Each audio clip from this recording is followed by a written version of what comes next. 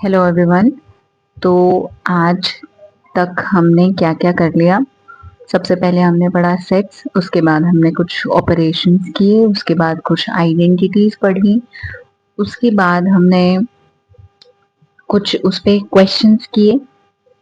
फिर हमने देखा कि फाइनाइट सेट्स और इनफाइनाइट सेट्स क्या होते हैं। उसके बाद हमने देखा काउंटेबल और अनकाउंटेबल सेट्स क्या होते हैं।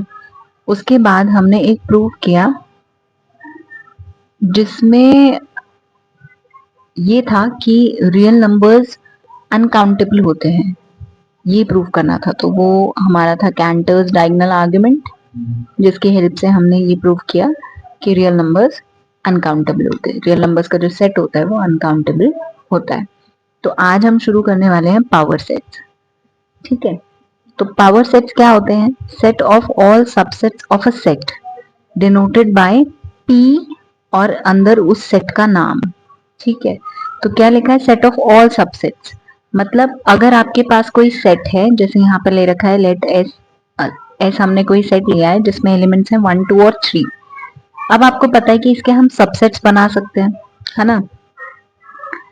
तो इन सारे सबसेट्स, जितने सबसेट्स हम इस सेट के बना सकते हैं, उन सबको अगर मैं एक साथ लिख दूं तो वो बन जाता है हमारा पावर सेट। ठीक है, अब आप देख लीजिए इसके हम कितने सबसेट्स बना सकते हैं। एक फाइव और एक वो खुद, ये दोनों एलिमेंट्स तो हमेशा रहते हैं पावर सेट में, क्योंकि फाइव भी जो है वो इसका सबसेट होगा। ठीक है, फाइव मीन्स नथिंग, तो ये इसका सबसेट हमेशा होगा। और एक ये सेट खुद अपना भी सबसेट होगा। तो इसलिए फाइव और वो सेट खुद, ये तो हमारे एलिमेंट्स ऐसे होते हैं जो हमें हर सेट में मिल जाएंगे। ठीक है, उसके बाद आप देख लीजिए इसके सबसेट्स क्या होंगे। एक तो सबसेट हो जाएगा आपका सिंगल एलिमेंट वन, मतलब ये सिंगलटन सेट वन। एक आपका सबसेट हो जाएगा सिंगलटन सेट जिसमें क्या आएगा टू, और एक हो जाएगा आपका सिंगलटन सेट जिसमें आएगा सिर्फ एलिमेंट थ्री। उसके बाद नेक्स्ट हो जाएगा आपका one two one three two three. ठीक है, तो आप इसमें देख सकते हैं कि मैंने इस सेट के जितने भी सबसेट्स बन सकते थे, अब आप देख लीजिए इसके अलावा और कोई सबसेट आपका नहीं बनेगा, तो जितने भी बन सकते थे वो सारे मैंने इस सेट में रख दिए। तो ये जब मैंने साथ में रख दिए तो ये बन चुका है हमारा पावर सेट। ठीक है, अब ये क्योंकि एस सेट का पावर सेट है इसलिए हमने इसको लिखा है पी और फिर ब्रैकेट में अंदर एस। ठीक है, अब यहाँ पर एक लाइन लिखी है कि पी फाइव मीन्स फाइव का पावर सेट क्या होगा। तो फाइव मीन्स नथिंग, उसके अंदर कुछ भी नहीं है, तो उसका पावर सेट क्या होगा। तो मैंने आपको बताया कि कोई भी सेट होता है तो फाइव हमेशा उसका सबसेट होता है ना, फाइव और वो खुद। तो यहाँ पर फाइव तो सबसेट होगा ही उसका, है ना, और ये खुद भी फाइव है तो फाइव तो पहले से ही लिखा हुआ है, इसीलिए इसका जो सबसेट होगा, फाइव सेट का जो सबसेट होगा वो एक हमको फाइव मिलेगा, क्योंकि फाइव तो सबका ही सबसेट होता है। और एक ये खुद, तो ये खुद भी फाइव है इसलिए हमने यहाँ पर सिर्फ एक ही फाइव लिखा हुआ है। तो ये हमारा बन गया इसका पावर सेट, क्योंकि इसका हमें एक ही सबसेट मिल पाएगा फाइव, इसलिए इसके पावर सेट में एक ही एलिमेंट आता है जो कि खुद भी फाइव है। अब अगर हम बात करें, ये मैंने आपको बताया था कि ये तो फाइव है, इसका मतलब है कि इस सेट में कुछ भी नहीं है, और ये है फाइव इस सेट का एक एलिमेंट है।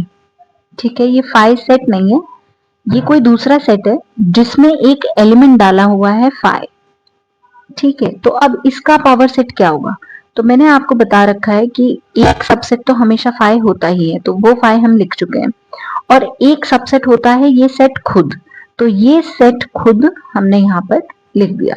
बाकी इसका कोई भी सबसेट नहीं है जो हमें मिलता है, दो ही सबसेट्स मिलते हैं, एक फाइव और एक ये खुद। बाकी इसके अलावा हमें और सबसेट्स इसके नहीं मिलते, इसलिए इसके पावर सेट में दो एलिमेंट्स आएंगे, फाइव और एक ये सेट सिंगलटन सेट जिसमें एक एलिमेंट है फाइव।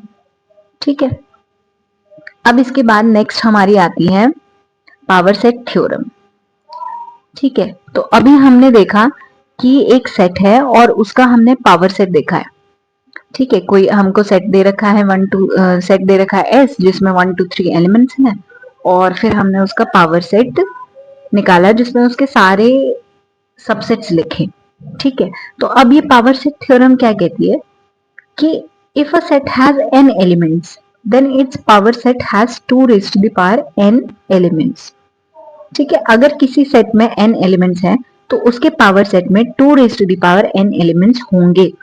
तो अभी आपने देखा कि हमने जो सेट लिया था 1 2 3 वाला जिसमें ये 3 एलिमेंट्स थे, इसमें आप देख लीजिए कितने नंबर ऑफ एलिमेंट्स हैं, 3 हैं। तो इसमें इस केस में हमारा n क्या हो जाएगा, 3 हो जाएगा।